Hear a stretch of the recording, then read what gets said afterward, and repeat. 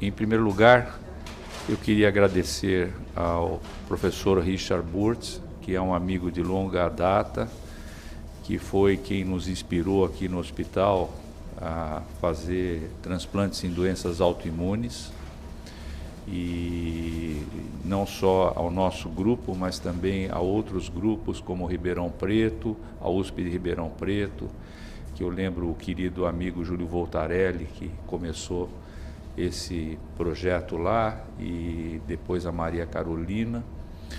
E o Dr. Burt sempre incentivou ao nosso grupo essa participação. Recentemente, o Dr. Milton Ruiz, também em São José do Rio Preto, também começou a trabalhar com doenças autoimunes, também sempre sob a batuta do Richard, que sempre deu um grande apoio para todos nós aqui no Brasil. Então ele tinha vindo ao Brasil e eu convidei ele para fazer essa palestra, basicamente uma revisão sobre as indicações em esclerose múltipla, esclerose sistêmica e doença de Crohn e os resultados que pudessem embasar e nos ajudar a desenvolver essa área ainda mais aqui na nossa instituição.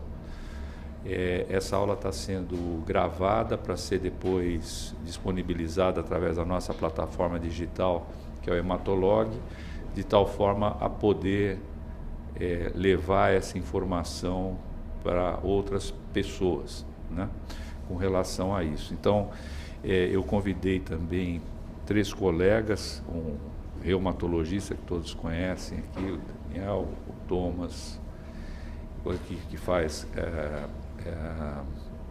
gastro, que eles têm para depois, se quiserem, poder estimular um pouco a discussão.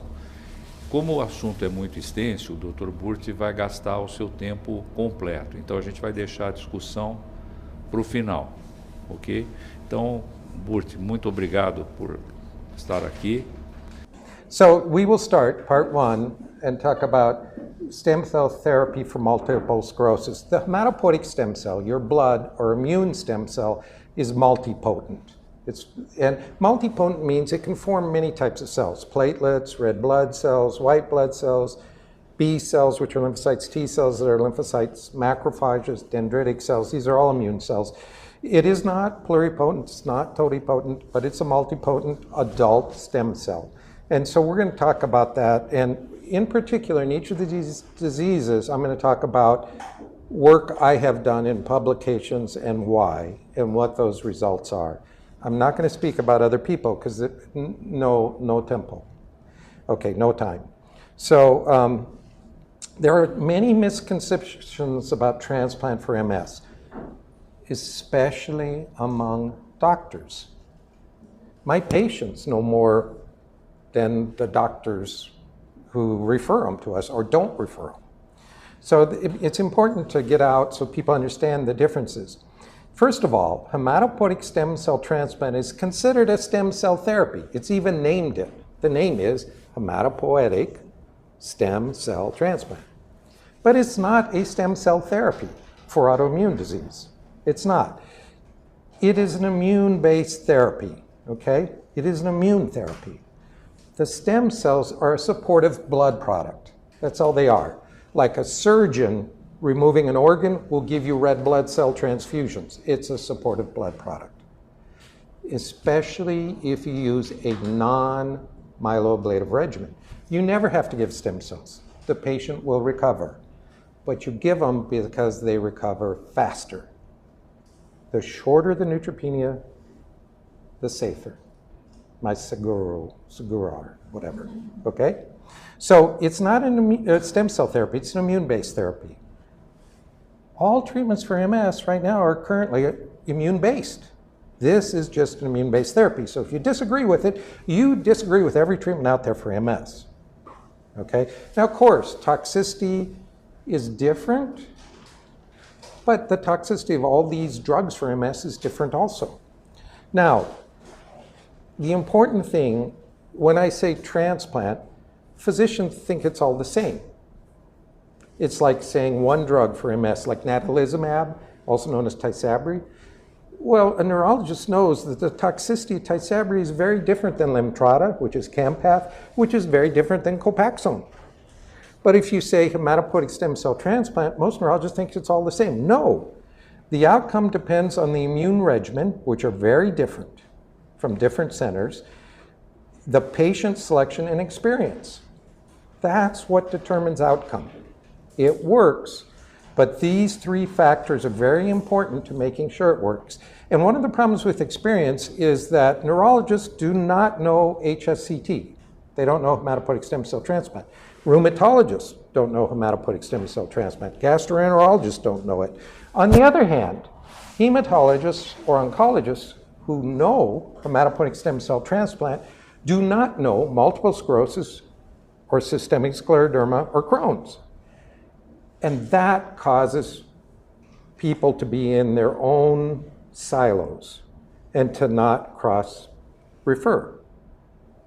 Okay? There is no National Institute of Autoimmune Diseases that puts all this together. So MS is in neurology, scleroderma is in rheumatology, Crohn's is in gastroenterology. Diabetes, type 1, it's autoimmune, it's in endocrinology. Ahrens disease, an autoimmune retinopathy is in ophthalmology. It's like autoimmune diseases are orphans. They have no home. That's what's holding this down, okay? It's not bad intention from anyone. People don't know. They're in their own silos. So that's when I was trained in hematology, oncology, and transplant for leukemias, I gave it all up 30 years ago to do this. That's the key for success, okay? So, multiple sclerosis. Ann Romney, the wife of Mitt Romney, who ran for president of America, he didn't make it, but he ran against Obama. He was a Republican, but his wife has MS, and she says, it is losing who you are. Now, I think that's a really good description of MS. You lose who you are. And you can see these lesions. This is actually what's called Dawson's fingers, these periventricular lesions here. Classic for MS. They're not diagnostic, but they're pretty classic. But you get this demyelination, and you begin to lose who you are in terms of functioning with the outside world as well as thinking and being able to interact with the outside world. Okay, so here's how I developed transplant for autoimmune disease. The first 10 years, I worked in animal models. 10 years. 10 anos, eu trabalho com animais. Eu não falo sobre animais, no tempo. So I'm not going to talk about the animals, but it took 10 years of work in animal models. And there are animal models for virtually all these diseases. With MS, I worked in EAE and Tyler's TMEV, Tyler's murine encephalomyelitis virus, and EAE, which is a pure autoimmune form of MS. But I won't talk about that. I'll go straight. That 10 years of work in animals laid the foundation for doing clinical trials.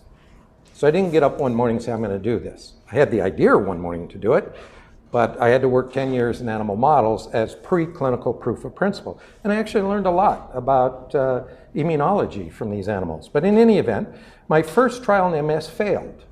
And that was in 2003, and it was published in Blood.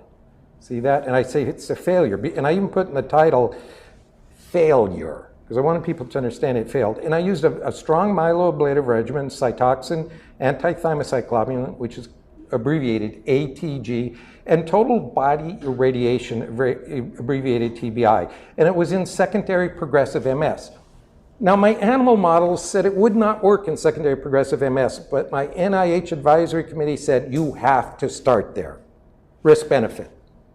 Nobody, they weren't going to let me start relapsing remitting. So I started there, and the animal models predicted it wouldn't work. It didn't work. And I used an extremely intense regimen, TBI, make sure we entered the CNS, wiped out immune cells in the brain and spinal cord.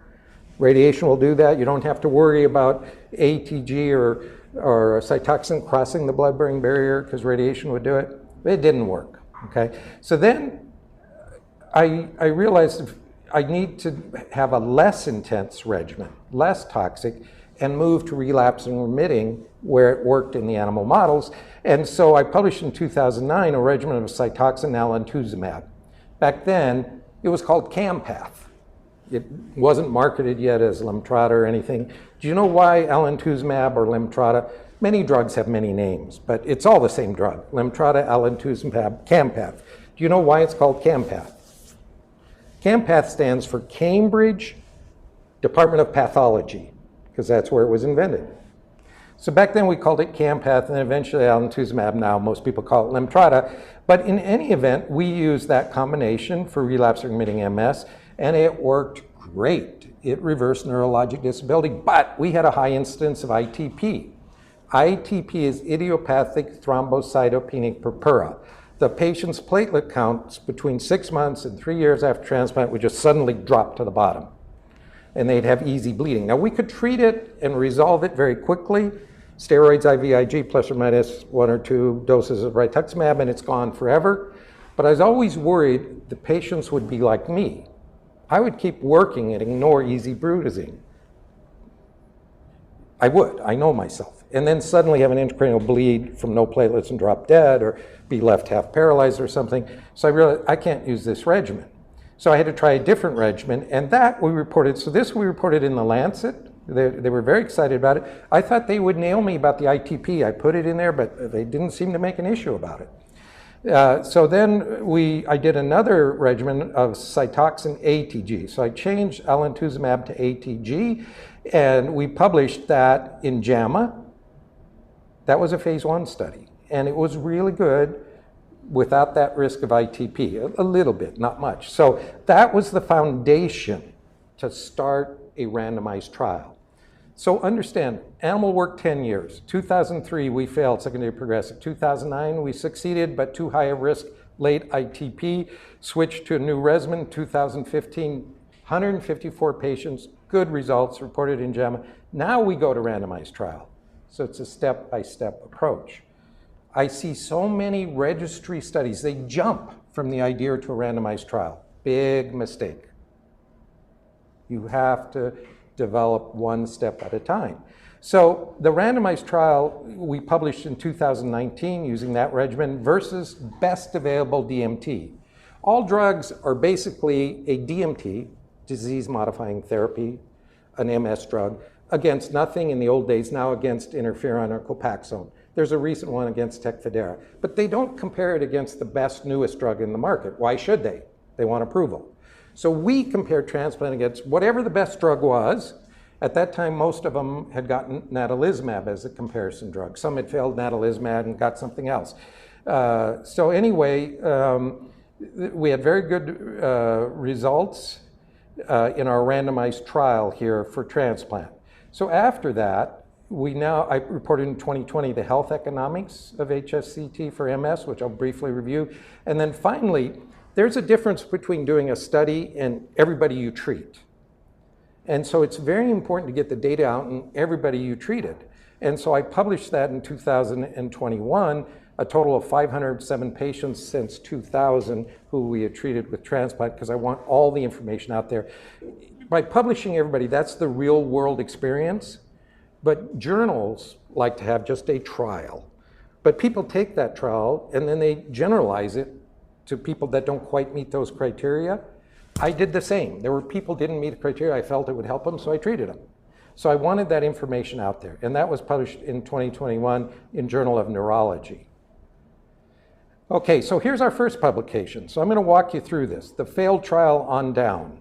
Our first publication in Blood in 2003, it failed. And it failed because if we look at people who started with the EDS over 6, these are secondary progressive MS, their EDS continued to progress, which we defined as an increase of 1 point.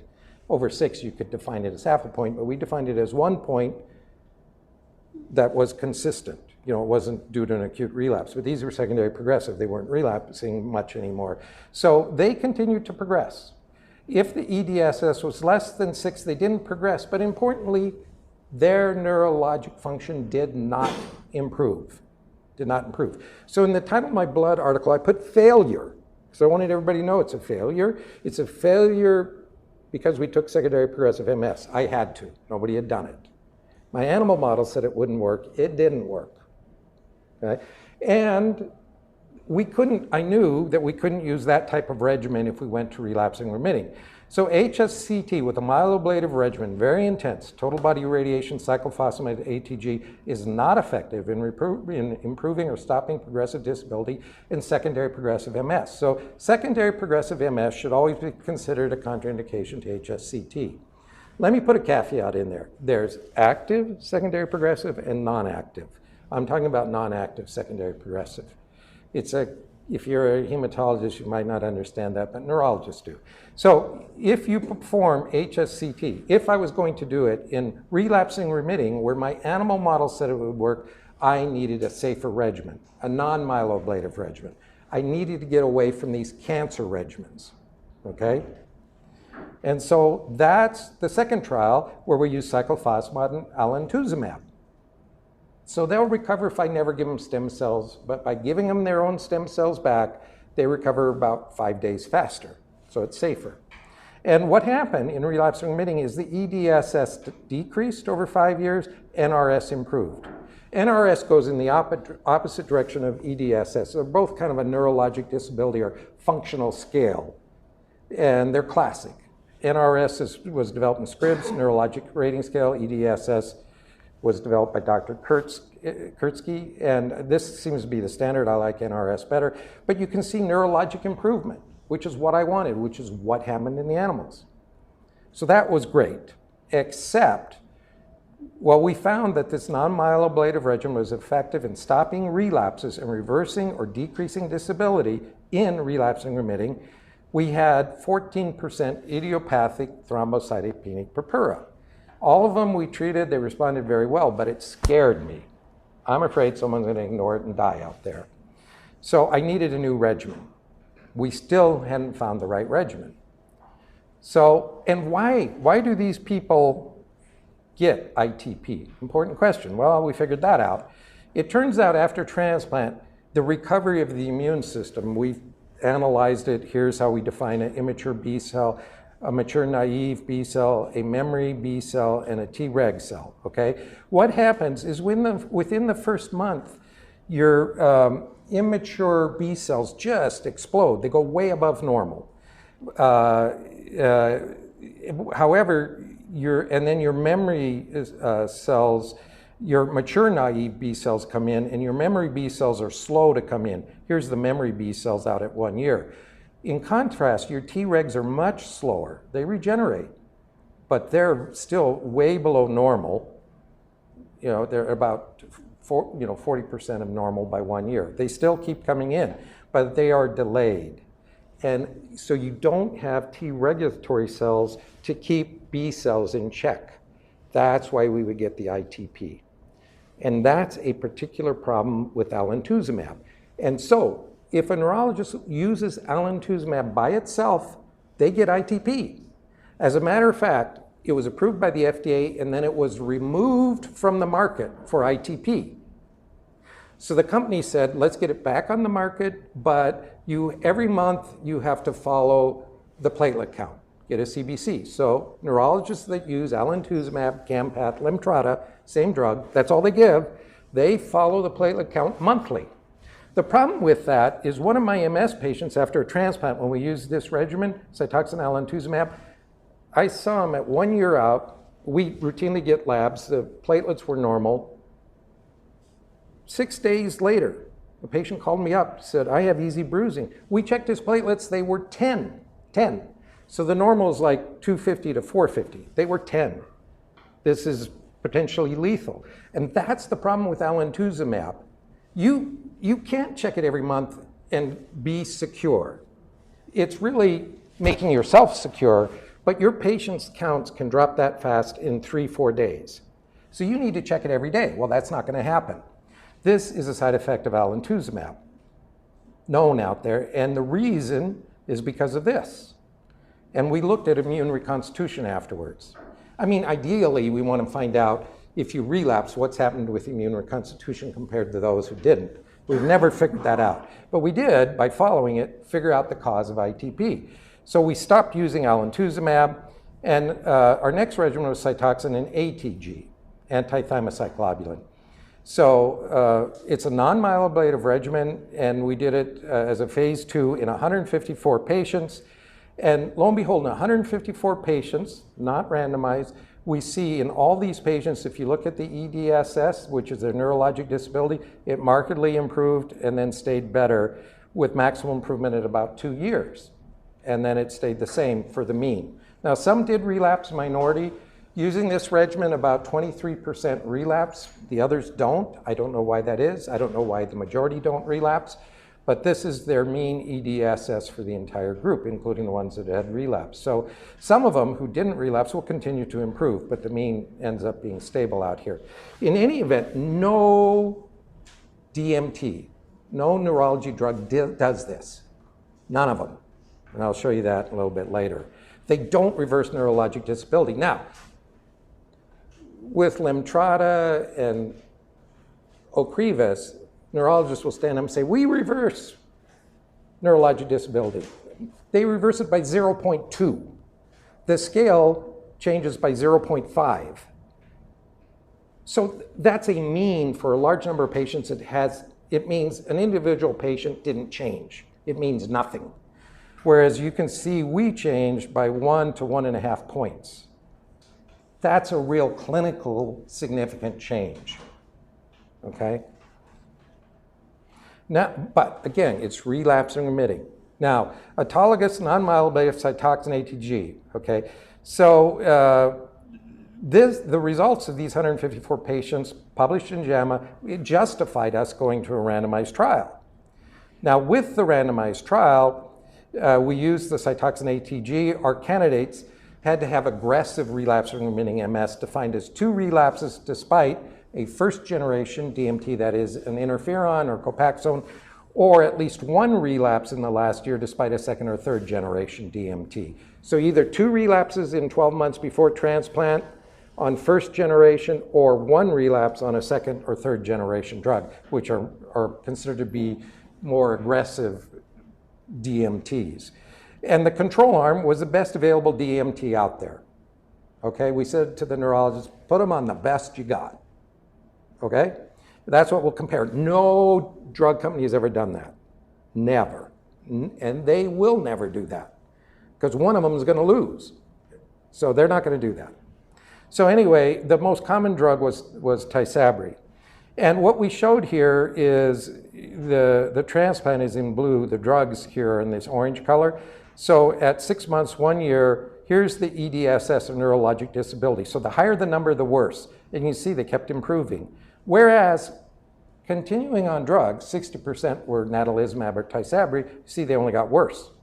They continue to get worse. These were very active MS, and they just continue to get worse in their neurologic disability. After transplant, we stopped all drugs, no drugs, and they got better. Here, they continued drugs, and the neurologist could, if he chose a drug and it wasn't working, he could choose another. Do your best. And they still got worse, okay, in their EDSS, done by neurologists, not done by me. Now, the neurologists weren't blinded. We couldn't blind them. You know, the patients know if they got a transplant or not. And we did our best to tell patients not to tell neurologists and stuff, but we tried to blind, but I can't promise it's blinded. You can argue that, but it was remarkable. And then, so if we look at time to relapse, what is this one? Oh, time to disease progression. Down here is transplant, up here are the drugs, and time to relapse. These first relapse after going on study, these are the drugs, this is transplant. These p-values were less than 0.000001. They were remarkable p-values, but the journal said we have to cut it off as less than 0.001. So we did, but these were highly significant. So the summary, and there's a lot of other data in there, PASAT, time to ambulation, so forth, but I don't have time to go over that. PASAT, 9-hole peg test, which is coordination, PASAT, which is cognitive skills or memory, and they're markedly superior on the transplant arm, and they got worse on the other arm. but I don't have time to talk about that. It's in the publication. So what we can say is that Cytoxin ATG was effective in stopping relapse and reversing and decreasing disability in relapsing remitting MS. For up to now, at that time we published to 5 years, but I can honestly say now I have patients that are more than 20 years since transplant and they've never got on another drug. They got better, stayed better, never progressed, never relapsed. So my patients are saying, why don't people know about this? Why aren't people doing it? I already explained why at the beginning, okay? Neurologists don't know transplant, hematologists don't know MS, okay? So HSCT with cyclophosphamide ATG really didn't have much short-term toxicity except an ATG fever that we needed to block with steroids. That's very important if you use that regimen to block it. We would block it with Solumedrol. Some people still break through, so you give more antibiotics, you end up CTing everything, you give, but it's the ATG. But you're always worried it's an infection. Late infertility, very important to warn people, especially women, but men and women about late infertility. Under age 26, pretty much everybody retains fertility, but we still recommend they store their eggs. After age 32, pretty much everybody loses fertility, but I've had a 34-year-old get pregnant after this. So we have to say, don't bring me your child's college bill because I said you couldn't get pregnant. You probably won't. So store your eggs, we recommend that. And then late ITP usually at around 2 years, 1 to 2 years, the longest was 3 years. It's only 2%. So we went from 14% to 2%, but it still persists. We caution all patients, if you ever have easy bruising, get a CBC immediately, let us know. Most of the time it's normal, but I'd rather have them do that than they have a low platelet count and they ignore it. But it's never, we didn't totally get rid of it, but from 14% to 2%.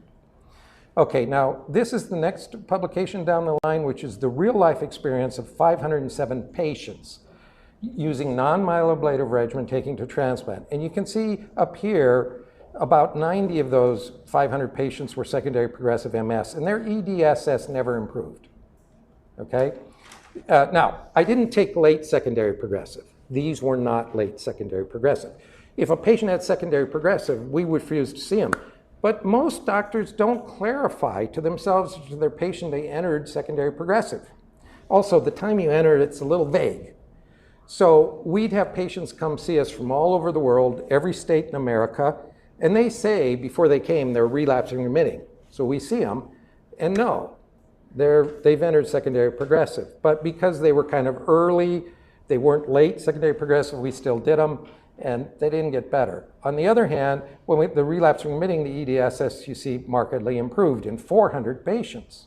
This is everybody that we've done, including those on the randomized trial, so forth.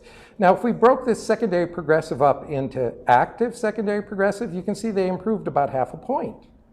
The transplant improved 1.5 points, but the active secondary progressive still improved by half a point. Non-active did not improve. They may have even gotten worse here. They just didn't improve.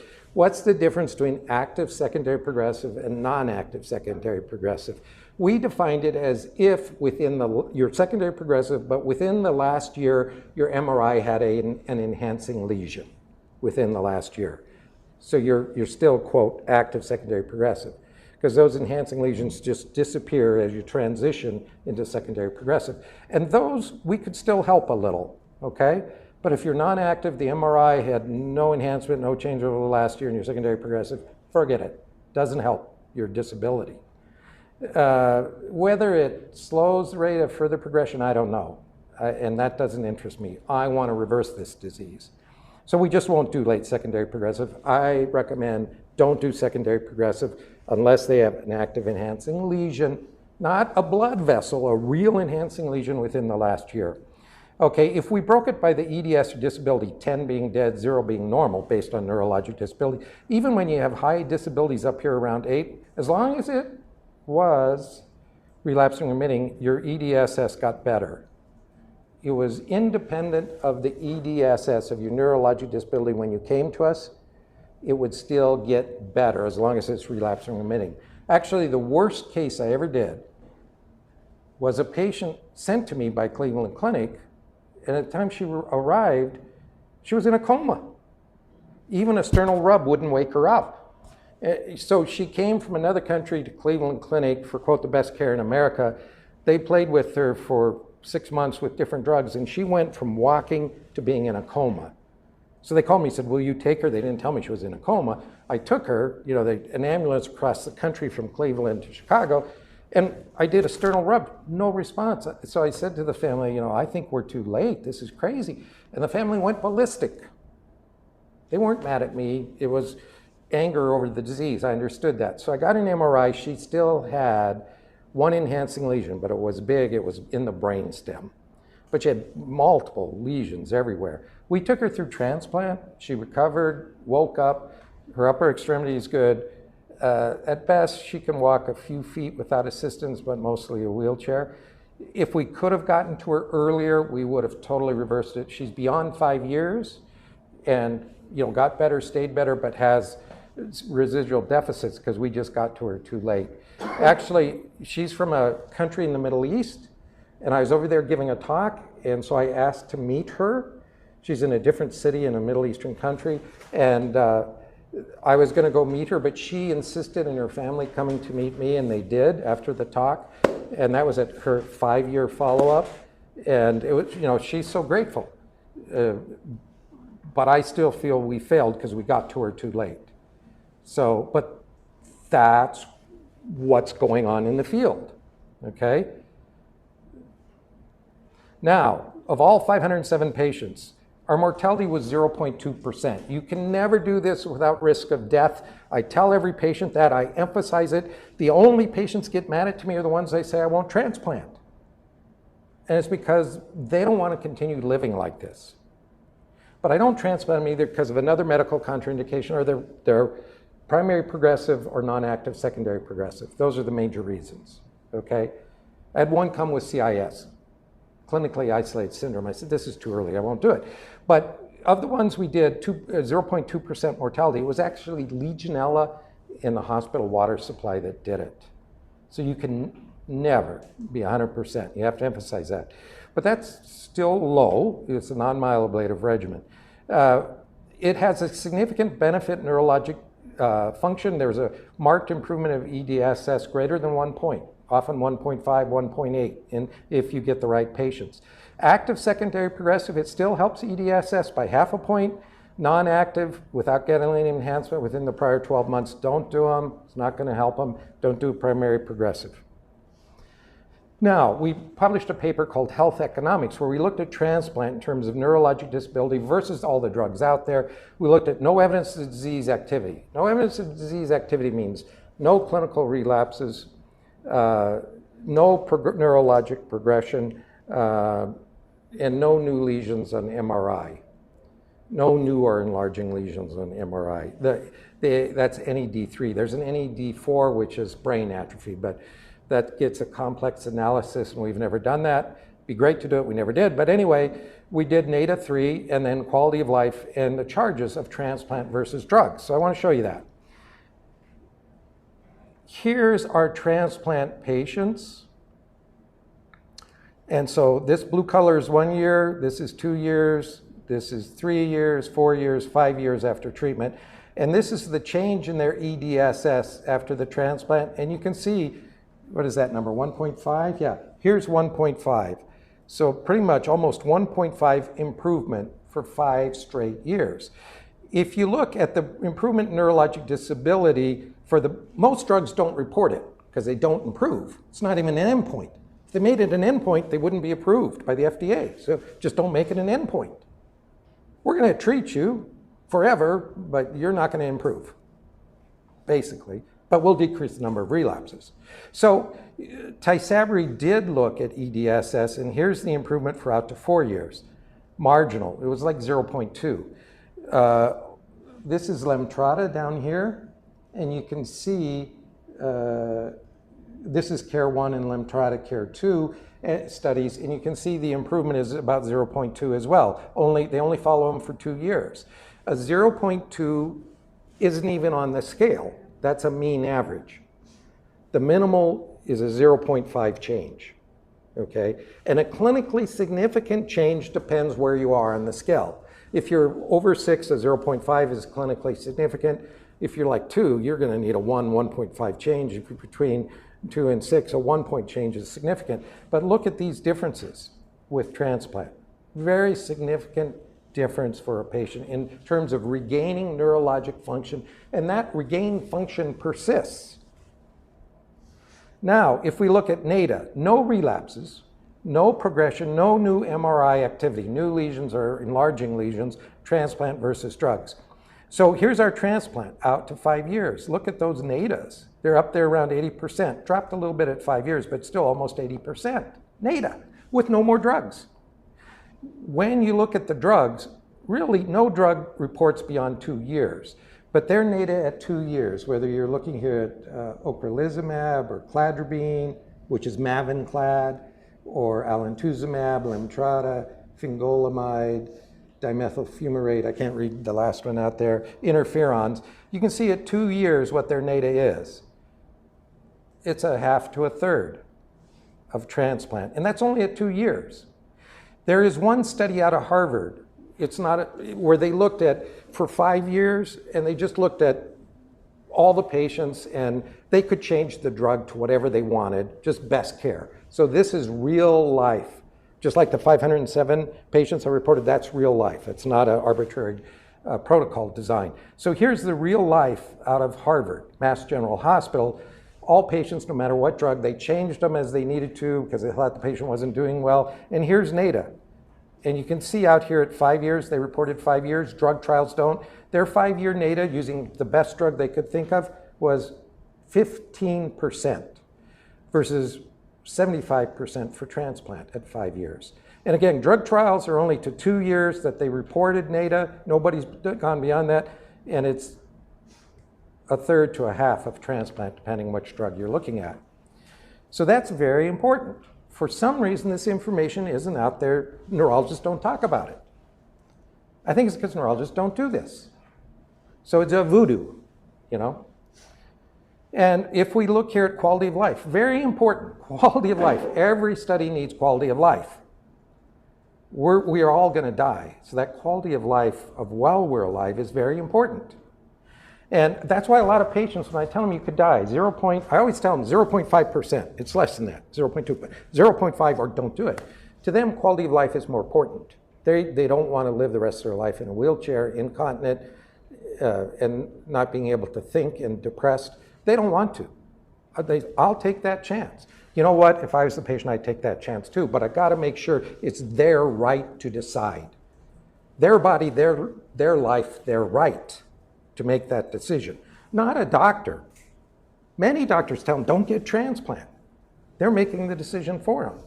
No, it's the patient's right once they're well informed to make that decision. That's the foundation of Western law, all Western law. Consent, your right to choose with appropriate consent. Don't let a bureaucracy or politicians or a medical society or doctors usurp that from you, which is going on in this world. And we're being taught that's okay. It's not okay. I don't accept that teaching. It's always the patient's consent, okay? But if we look at quality of life after transplant, and this is the SF-36, this is physical, mental, and total, because that's how they analyze it. And you can see this marked improvement in quality of life. Now, the minimum change in the SF-36 quality of life to have any meaning to a patient is 5 points. If it doesn't increase by at least 5 or more points, their quality of life hasn't changed. Look, we're up here at 25 points. If you look at the drugs, which mostly don't report quality of life, the few that did, like Tysabri, the change is 2 points. And they did that by looking at all the Tysabri trials, putting together and said we had a 2-point improvement, so it's significant. They say it's significant because it's statistically significant when you do thousands of patients. But for any patient, it is meaningless. You need a 5-point change. It's clinically meaningless. It's statistically significant. But out there in the literature, they say it's a significant improvement in quality of life. If you look here, and the drug companies will often only report mental or physical health or both, but not all three, and they won't report total. And if we look out here at these other drugs, I think it's Ocrevus, Lemtrada, it's the same thing. They don't report all three components, and you can see none of them have more than 5-point improvement in quality of life. None. And that's the minimum for a patient to experience an improvement in that scale. It's a very validated scale used for many, many diseases. All right, what about cost effectiveness? So what I want to show you here, here's our DMT drugs. There's now like 17 of them. New ones are popping up every day. But when they first come out, look at the first one, the interferon, 1993 in America was $19,000. Today, it's $103,000. Isn't that amazing? Every single drug, as a new one comes out, they charge more than the prior, but the priors up their price to match it. All drug companies do this. And they do it in all diseases. I saw it in oncology. But I want to point this out in neurology. All these drugs, when they're first released, this is what the drug company says the cost should be for us to recover our costs and make money. And they should make money. They took a big risk. I'm not against drug companies. But look what happens. They just keep upping the price as long as they have a patent to match the new drugs prices as they come out. So they make a ton more money. 1 year of any of these drugs in America is $100,000. That's insane. Insurance pays, or the government pays for the most part. A few people have neither, and they're stuck, so they get nothing. But most get this, and because they're not paying, it's ignored. But that's ridiculous. The only drug to drop its price from $100,000 a year now down to about $50,000 is Copaxone, and that happened when it's lost its patent. So that's more likely the production cost to make money once you no longer have an exclusive license by the government called a patent. Now, I'm not against patents. If you're going to do something new and you take that risk, it's good to get it for a period of time, but there's something wrong with our system here, okay? On the other hand, a transplant, which is a one-time treatment, and most people don't need drugs, these drugs you kind of continue. I mean, you know, Ocrevus you're given like every 6 months, or Lemtrada, you know, at the beginning of the year, the end of the year, you know, type of thing. But a transplant's a one-time treatment, unless you relapse, and the majority don't relapse, at least beyond 5 years, but I'm talking to patients 20 years out, never relapse, versus these drugs. So it's highly cost effective. Okay, so again, I kind of wonder why people fight this. Now, we continue to form HSCT for MITs at Scripps in La Jolla. I have an appointment there. This is looking out of a patient's room. I love it there because it's so beautiful, so safe. Temperature's always 70 degrees. Golf course and then the ocean right on the beach. So it's just wonderful. Families of patients can go, you know, you walk to the right and then you can go down and enjoy the beach, you know. So it's a beautiful place. And it's just great to have patients come from everywhere to be able to enjoy that area. Caveats. On the regimen Cytoxan, ATG, and IVIG, I modified it by adding IVIG once right before discharge, day 8. The reason I did it is it provides protection for COVID. And the half-life is 6 weeks, so it'll give about a 4 or 5 month protection while your immune system's regenerating on its own against COVID. Okay, because I didn't want someone right after transplant and have an immune system in the toilet after they leave the hospital get COVID. But it's good for any virus. It's also good for MS. And the other thing it does, according to the literature, I haven't studied it, is IVIG is used to treat MS, and one of the ways they think it helps is one of the side effects of IVIG, not understood how it does it, but there's some reports out there, is it increases Tregs. Tregs shut down inflammatory cells. You know, the absence of Tregs after Campath is why you get ITP. So Tregs are an important thing. So it may even be better, but I give it just because I don't want anybody getting COVID and dying from it those first 6 months after transplant.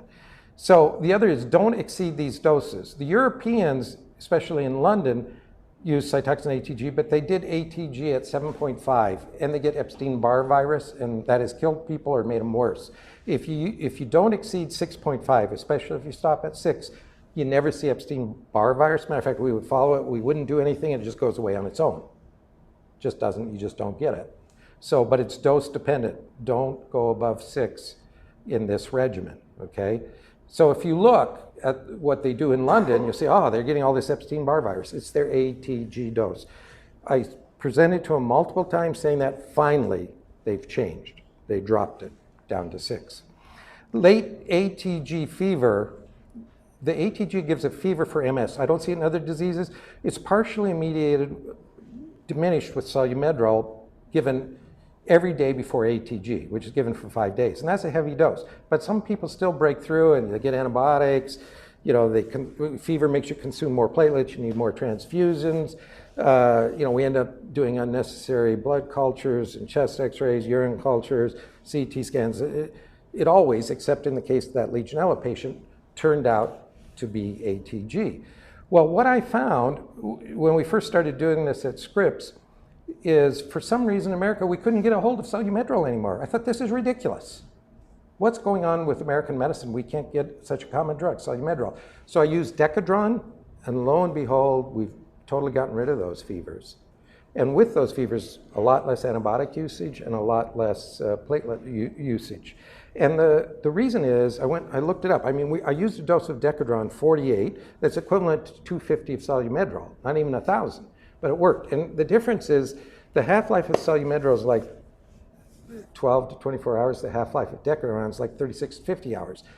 It's that, I think that's the difference. It's why it's preventing it. Because we used to get these ATG fevers day, you know, 1, 2, 3, 4. We just don't see them anymore. And the patients are bored. They're walking around, which is how I love to see it. Which means if we really wanted to, I could move it to an outpatient, save a lot more money, but we just don't have the facilities to do that. And I, at my age, don't have the time to organize that, because you need to be available 24 hours if there's any issue. If someone wants to do it, I'm all for it.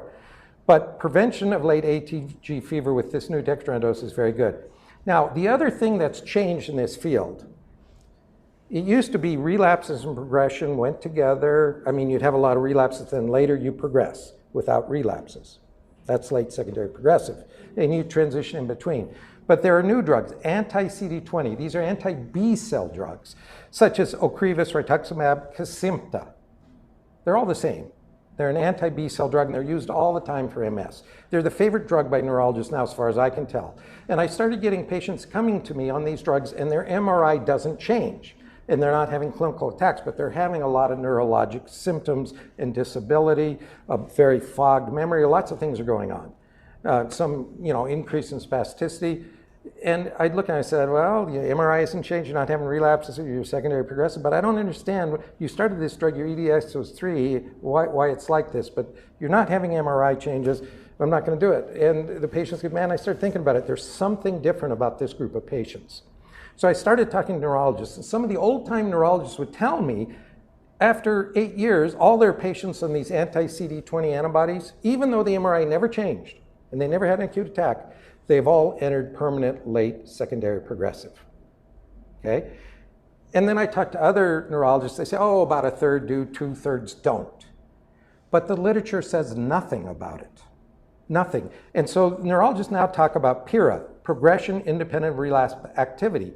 That's really a new phenomena occurring with these anti-CD20 B cell drugs.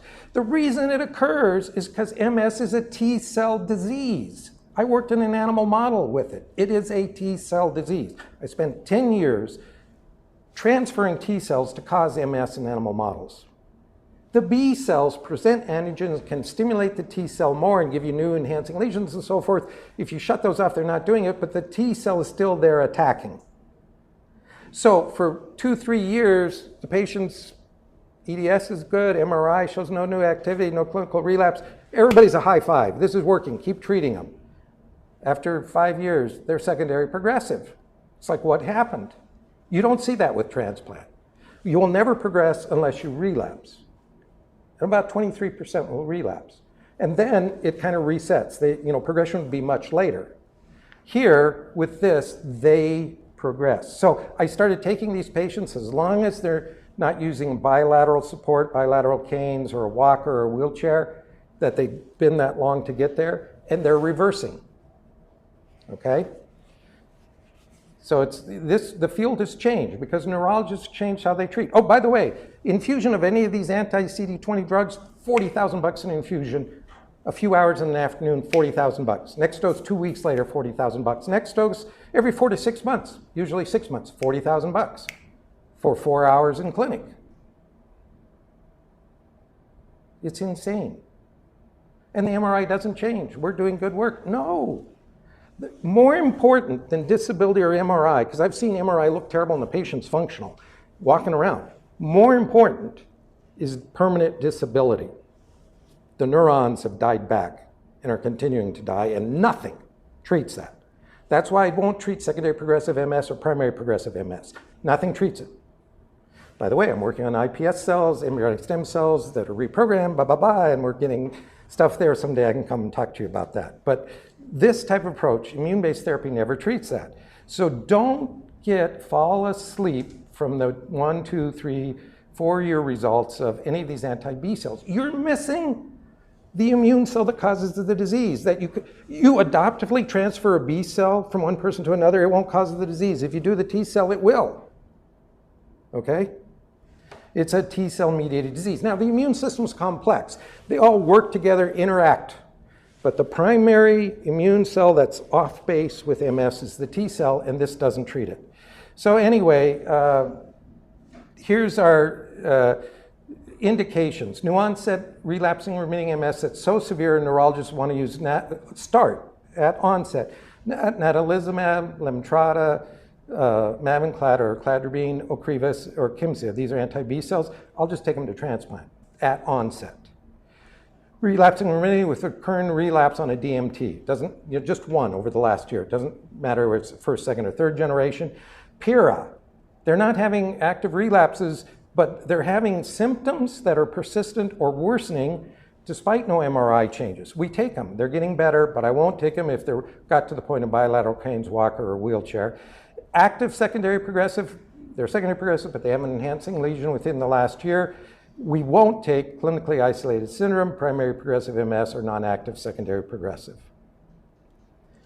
Here's some books, because I could talk forever and there's so much to learn. And by the way, I'm glad to help anybody, give you protocols. If a question, you can call me up anytime. But this is a medical textbook, 668 patients. I'm the senior editor. 140 professors, associate professors from around the world. It's really, will put you to sleep, but it'll give you a lot of information. This is a lay book I wrote to empower the patient. And I wrote it for lay people, but as a medical professional, I promise you'll enjoy it.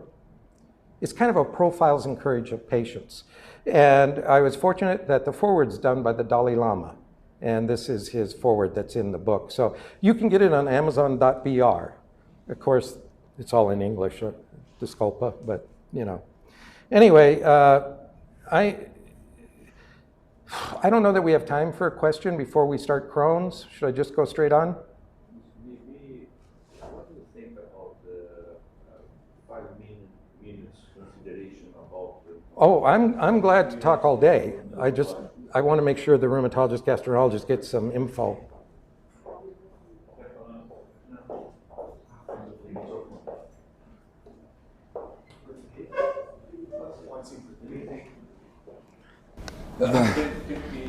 Yes, and you can translate for me if I don't get it. Devagar. Fala devagar, muito devagar. Okay, I will try to speak in English because Junto. Thank English you for and Portuguese. Okay, thank you for your talk, and I agree with many of our points, and I have to disagree with another points about our acknowledgement now about the immune pathology of MS, because the human tissue studies indicate that the disease is more mediated by B cells, not by T cells. So the many patients demonstrate B cell dysfunction when you analyze the fluid, when analyze the anatomopathologic tissue, and I understand that there are some patients that predominant T cell mediated disease, and another patient predominant the B cell mediated disease. And another point, when secondary progressive patient don't respond to the transplantation, maybe because the disease is much infiltrated in the tissue. So when we remove the cells from the periphery, we don't remove the cells from the tissue. So I suppose that CAR T CD19 cells may be another improvement in the transplantation, because we can drive the cells through the tissue. It can remove these cells from the patient, because when we start a patient with chronic disease, and when we study patient with chronic disease about 30 years, we can see the cells infiltrating in the tissue. Even this patient receive anti-20 therapies. So, sorry about my English, but I think we have an opportunity to treat these patients with the very early beginning of the disease, almost in the prodromic phase or in the CIS phase. May we improve more patients when we make this induction therapy, like through bone marrow transplantation or alemtuzumab. In our practice, the purpura is not so, the rate is about less than 1% with only in alemtuzumab treatment. We know now that patients that dysregulate this B cell from T cell, and you follow the patient month by month, if we see the increase of B cell above 40 or 50%, we can change this risk of PTI or renal disease or another autoimmune complication. So we have more knowledge now how to manage these patients. And this point of disease is a T cell disease. I not agree. Me and the community, many patients have this B cell disease, not T cell disease. Okay. Okay. This is my point. Yes. So may I respond? Yeah. It's a good. I wish we had time for point counterpoint. It makes it all good. I once listened to two professors argue back and forth about which is better, differential equations or calculus, which came first. If you're ever confused about that, that was a great listening to that. Well, what you say, you're right. Neurologists say this. I hear it all the time. But the problem with the immune system, it's never one type of cell. They all interact and work together. But the predominant cell in almost every article I've ever read for MS says it's T cell mediated. In our animal models, again, we transfer it using T cells, not B cells. The B cell is a very potent antigen-presenting cell. And when it gets in the central nervous system with the T cell, it presents antigen and it markedly stimulates with more cytokine release, so you get these enhancing lesions, more leakage across the blood-brain barrier. But it's not the primary cell. It's a T cell. And almost everybody, when I read it, they will say, oh, it's a T cell mediated disease. Of course, there's a B cell abnormality. You have oligoclonal bands in the CSF. But it's not a B cell mediated disease. On the other hand, MS is not. It's predominantly T cell. There is a type of MS, it used to be called MS anyway, that is B cell mediated. That's very clear. But it's because of that, they separated it out. It's not MS anymore. It used to be a type of MS that was called neuromyelitis optica, or DEVIX, and that first came out around the 1800s by a French physician named Devic, and for 100 years, or maybe it was 1900, for 100 years they argued whether it's a separate disease or the same disease until a doctor named Lemon at Mayo Clinic isolated the antibody that caused it. She initially called it NMO-IgG. Later, they identified what that antibody is. It's an antibody to aquaporin 4, which attacks the astrocyte foot process, not myelin. That is a B cell mediated disease, and you have a known antibody for it. But the T cell in MS targets myelin, and you can take T cells and expose it to myelin epitopes, and they proliferate and release cytokines. That's the predominant cell in MS. Now, I still think MS is a heterogeneous disorder, and maybe in some of them they'll figure out another B cell. They have, in fact, when they established this diagnosis NMO, where you have optic neuritis and lesions on the spinal cord that are more than 3 vertebrae in length, only about half the patients were aquaporin 4 positive, and they still called the rest NMO. Later, they identified a new antibody, an antibody TUMOG, which is in oligodendrocytes instead of astrocytes. And now that's called MOGAD disease. It's a different disease. It's not aquaporin positive NMO, and it's not MS. It used to be called MS. In MS, you don't get antibodies to MOG. You do with acute disseminated encephalomyelitis, and you do with this NMO spectrum disorder called MOG. But you don't in MS. You do get T cells that will react to proteolipid protein and MAG and MOG epitopes in myelin. But you don't have B cells. And the ones that do become different diseases and behave different than MS. Actually, neuromyelitis optica used to be treated with MS drugs, and it would get worse. You don't do that. It doesn't get better with fingolimide or natalizumab. They get worse. You want to treat it with an anti-B cell drug, like rituximab. Okay? So, no, MS is, the immune system overlaps, but MS is predominantly a T cell disorder, and it's not targeted. You're totally not targeting it. Whereas this procedure targets T and B cells. It gets them all. And this disease it does overlap all those cells. But that's why if you give these patients these anti-B cells, you follow them for 8 years, many of them get permanent progressive loss of function. We know, but it's because the anti-CD20 therapies remove only the B cells from the periphery, not from the tissue, the invaded tissue. And now we are looking for another ways, the drugs or procedure. Right. I'm aware of that. Anti-CD38 is the best, or anti-CD19, anti-CD38, but no. If you use CAR Ts against B cells, you're going to end up with the same thing as this anti-B cell therapy is currently being used. Initially look great in MS, and then they'll have progressive disease. And the catch, and why I'm again saying you're wrong, is we are taking these people. They have no new MRI activity, no new relapses, but they're not doing good. Their symptoms don't go away. We're transplanting them, and they get better. Neurologic disability goes away, their symptoms goes away.